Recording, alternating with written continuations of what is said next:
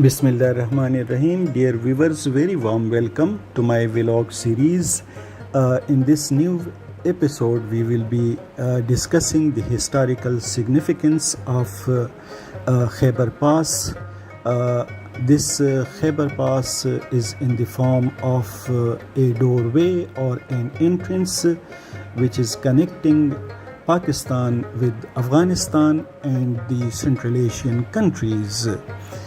Dear viewers, right here at this particular Khyber Bazaar, on the right side, a road is leading towards Bajwad Agency and Mamand Agency.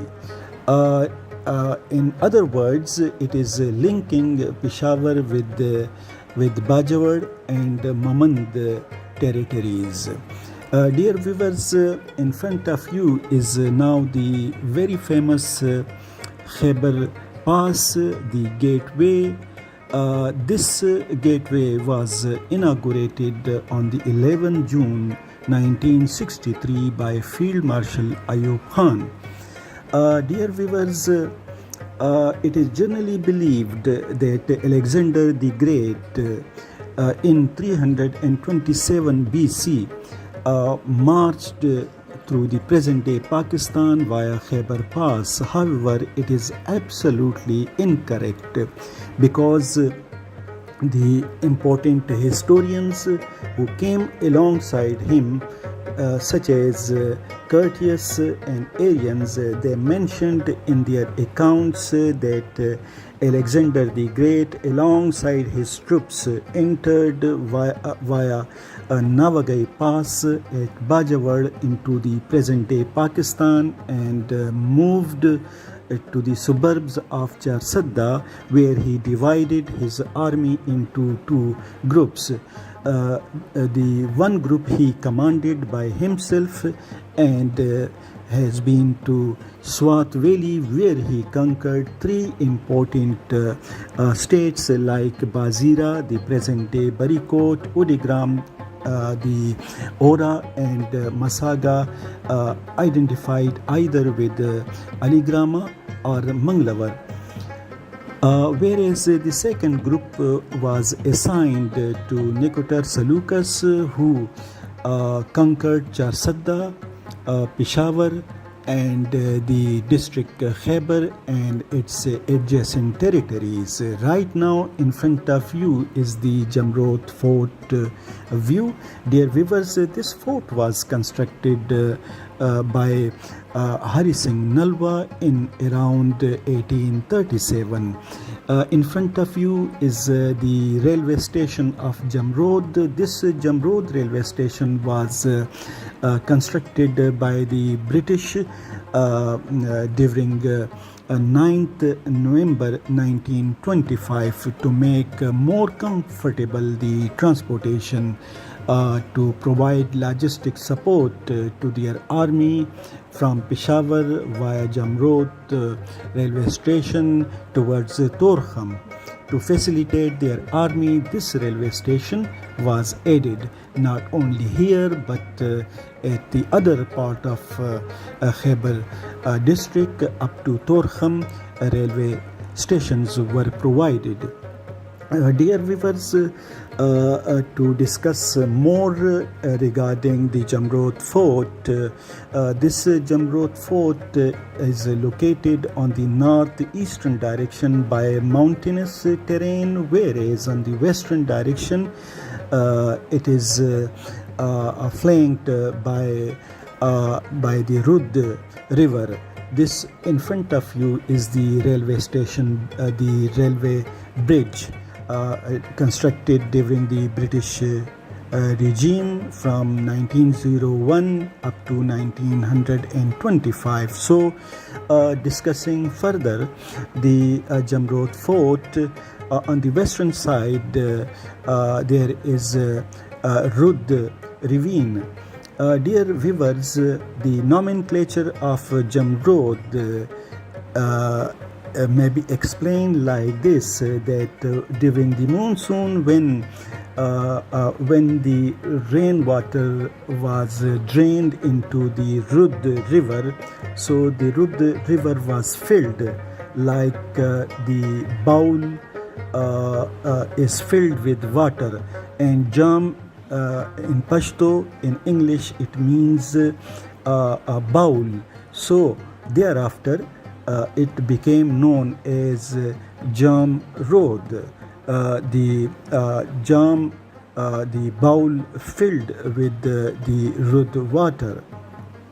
So, dear viewers, the Sikh occupation over this area may be assigned to the treaty between the British East India Company. From their side, Charles Metcalfe signed an agreement with Ranjit Singh on 25 April 1809. They provided military support, training, logistic support, financial assistance to start wars against the western frontiers to block the Afghan invasion over Lahore and other territories. So this agreement was signed, and thus they started their campaigns. In 1834, they occupied Peshawar, and later on in 1837, they captured this Jamrud area and constructed a fort here. However, it is generally believed that here at this particular spot there was a fort which was constructed by Sher Shah Suri from 1540 till 1545, when on his order the Sher Shah Suri road was constructed connecting Bengal with Kabul. So the same fort was replaced by the Sikh fort. However, it is further believed, as per tradition, and it can be noticed from the material reported from the site, the conjure stone blocks reported from this ancient mount.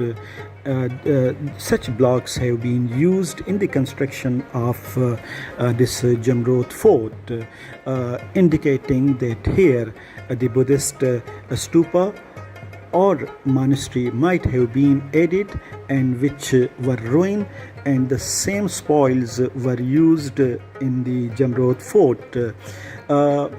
One of the fight which was fought here in April 1837 between the army of Amir Dost Muhammad Khan, one of his general, Akbar Khan, who was busy in the war, and one of his archer, Yusuf Zai Pathan, he shooted him, and Hari Singh Nalwa on the spot died, and on the 13th April 1837 he was buried inside the Jamrud Fort. So his grave is still located here. Just in front of you, very respectable viewer, was the fort of Shagai. This Shagai fort was constructed by the British forces around 1927 to keep their army, and after independence, Pakistan Frontier Corps inhabited inside this fort to look after the frontier of Pakistan. This Shagai Fort is so important and has played a significant role in the defense of Pakistan. Right now in front of you is located the stupa of Shapola.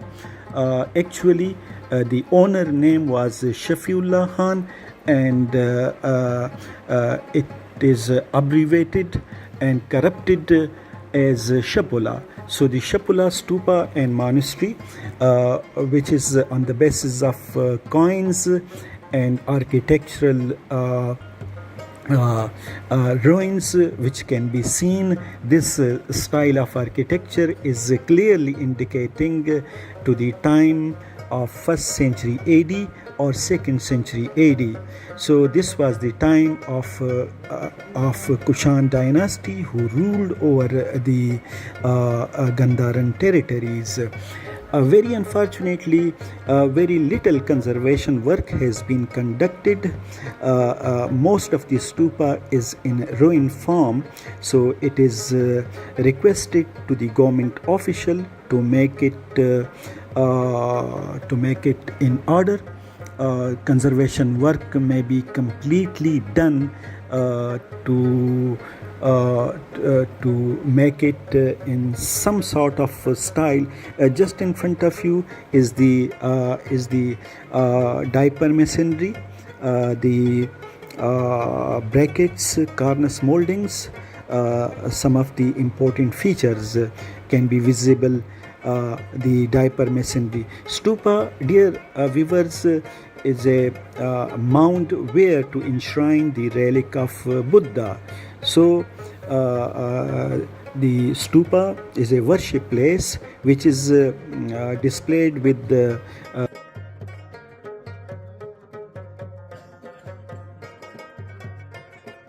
in this second episode, we will be discussing the Khyber Pass historical monuments. In front of you is the historic Shapula Stupa, the Buddhist stupa, located at Sultan Khel.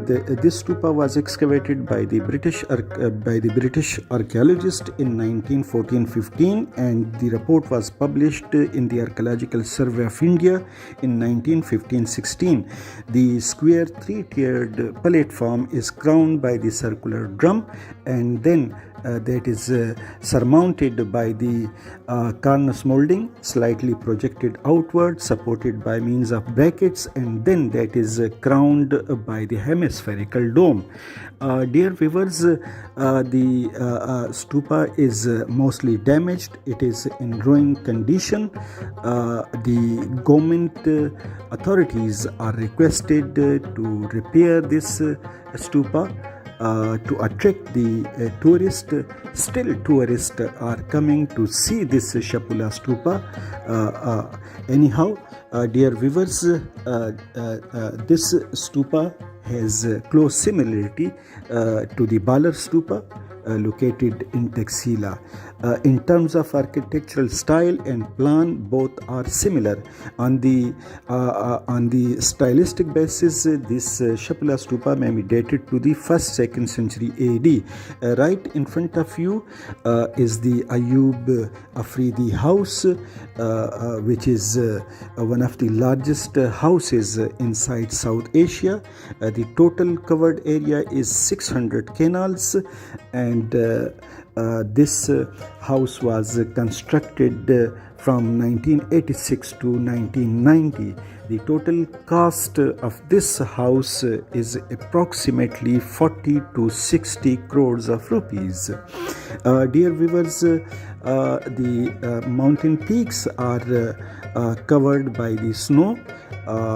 Dear viewers, this Khyber Pass trek, which is linking Pakistan with Afghanistan, is a economic corridor, and the import-export is being carried on this particular trek. So through this particular trek, we are earning a lot of revenue, and the local people are busy to earn their livelihood in different ways. Dear viewers, here in this Khyber Pass, there are some very significant monuments, like just ahead of us is the Ali Masjid.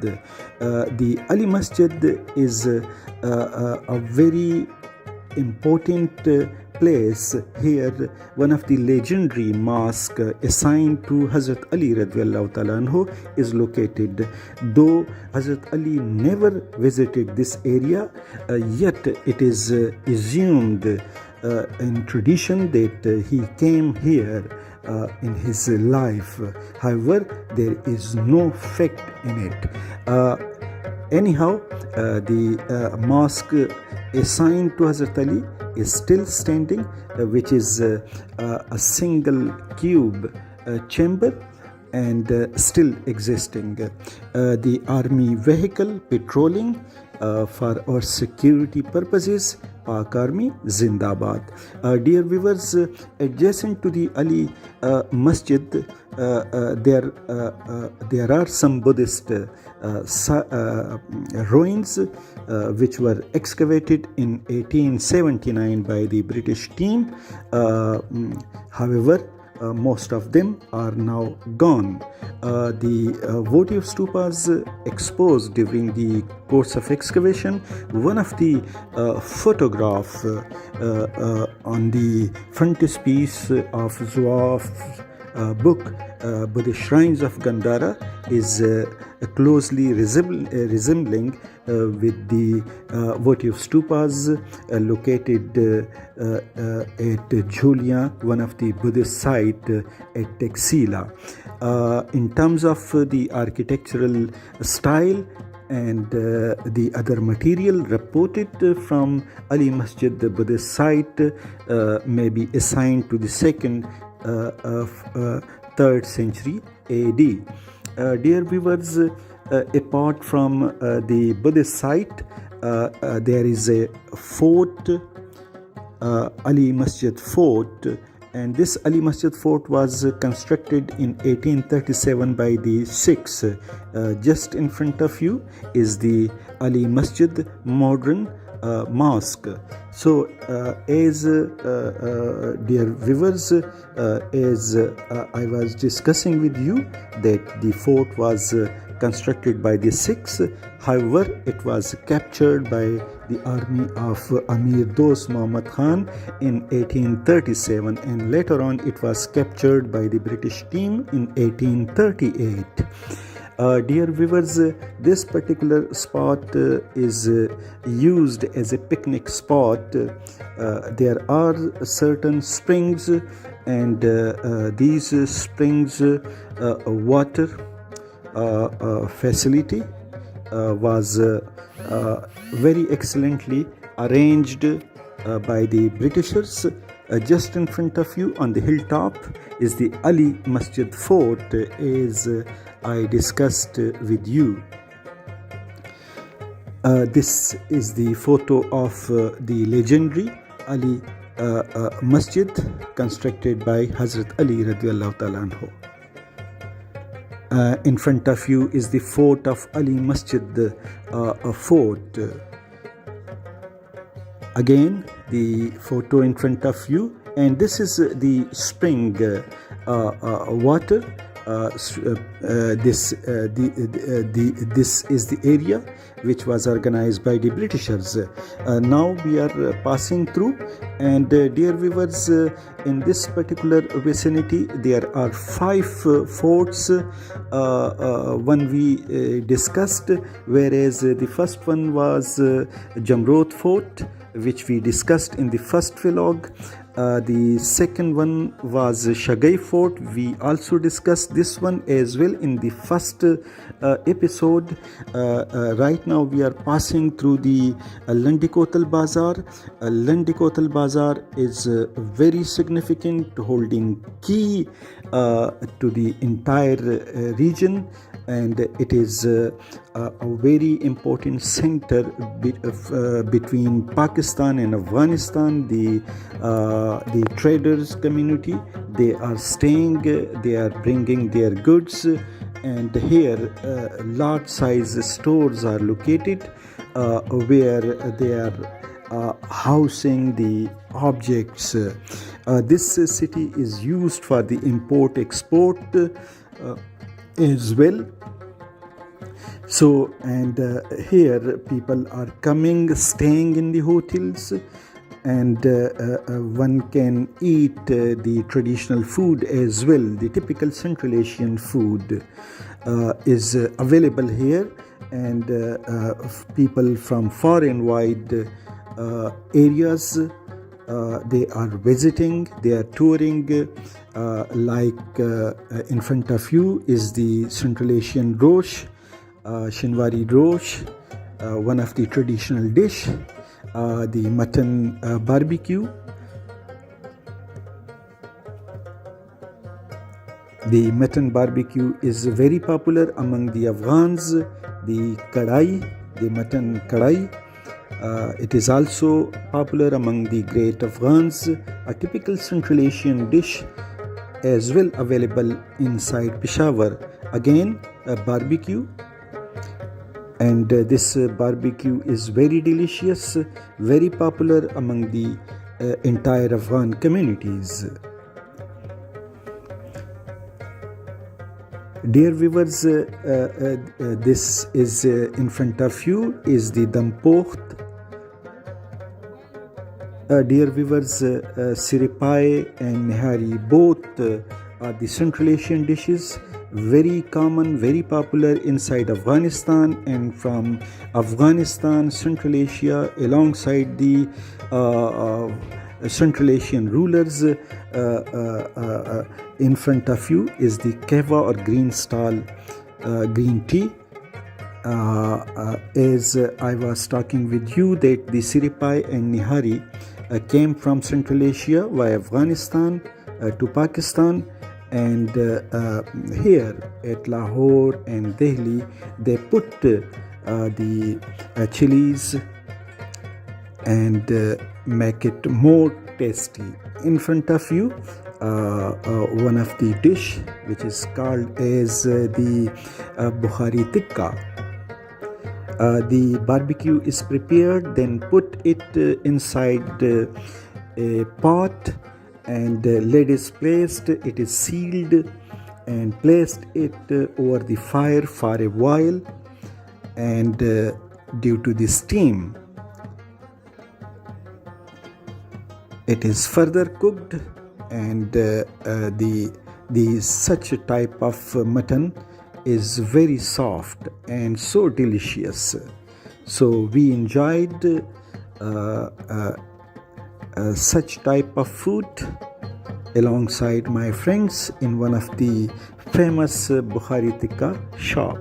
So dear viewers, as I talking with you, Masjid Fort at Landi Kotal was constructed by the Britishers in 1920.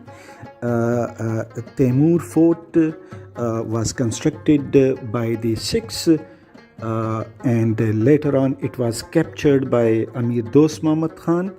However, it was then conquered by the Britishers. Just in front of you is the railway tunnel. Dear viewers, here from Torkham, from Jamrud up to Torkham, there are 92 tunnels. The total length of the trek is 58 kilometers from Peshawar up to Landi Khana, the last railway station. Just in front of you is the bridge, and there are dear viewers, 92 bridges and 34 tunnels. 92 railway track bridges and 34 tunnels. One of the view of the safari train view. Once from 1994 until 2007, the safari train was being run on the track.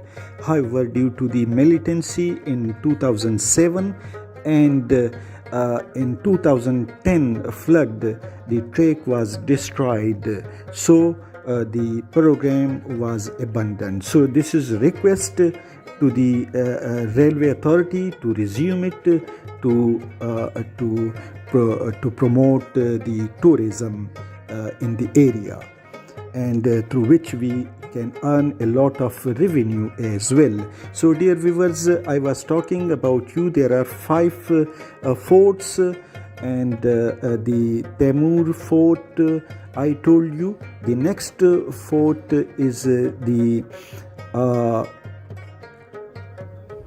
Michni Fort in 1920, Taimur Fort in 1837, Ali Masjid Fort, and from Taimur Fort and Ali Masjid Fort in 1839, the first Afghan war fought between the Britishers and the Afghan, and the second in 1878. These forts were used. Dear viewers, the Surepul, the largest one, constructed in 1921.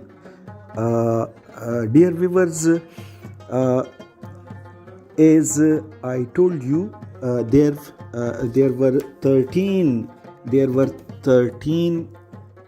stations: the Peshawar city, Peshawar Kent, Jamrud, Bigyarari, the Medanak, Chagi, Shagai, Kushta, Zentara, Sultan Khel, Landi Kotal, Toratiga, and Landi Khana. So the total length from Peshawar up to Landi Khana is the total distance is 58 kilometers. So the first railway station is the Jamrud, and the last one is Landi Khana.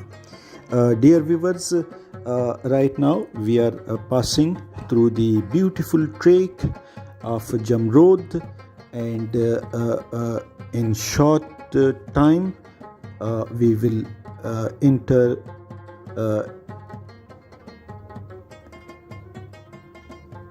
this is the Torkham Bazaar. Dear viewers, this is the Torkham Bazaar, the last destination, and from here one can enter into the Afghanistan. So do come to enjoy